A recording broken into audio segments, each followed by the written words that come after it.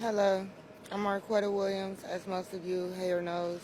I'm the wife of the late James Williams, who was shot and killed on New Year's Day. Robert Huber, while on a shots fired call, allegedly heard gunshots and stopped his squad car.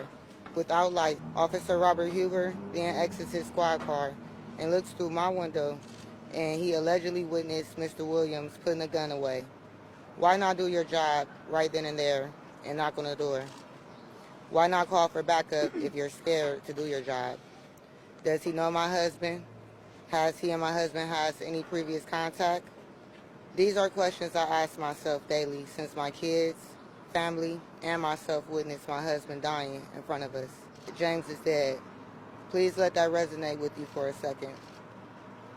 They say Officer Robert Huber is a highly decorated officer. So shouldn't that mean that he should know when deadly force is the only option? Shouldn't his first instinct be to de-escalate? Isn't that supposed to be what we, the taxpayers, are paying them to be able to do?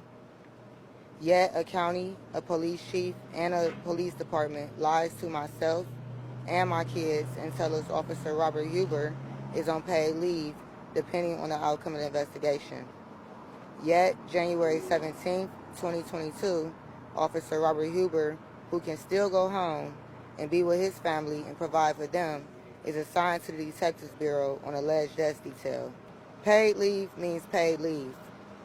So before BCI comes back with their decision, isn't it fair to assume allowing Officer Robert Huber to work is a clear tell of what to expect? Mayors, police chiefs, city council, and so many lie and say they've reached out to me and my family. 75 days later, and still no one has reached out. 75 days later, no charges brought up on Officer Robert Huber. 75 days of nightmares for my kids and myself. 75 days of no husband and no father for my kids. It's time for change. It's time for the people to have more power and say so over those we govern as our protectors. It's time we channel our pains and losses to change for equality. It's time for all to be held accountable for our actions equally, no matter the color of our skin tone. Black lives matter, as does all lives, but black lives are truly unprotected and unrespected, and it is time we stand and fight back and demand our respect. So I know I will fight today, tomorrow, and every day until I have no breath left, because my family today may be yours tomorrow.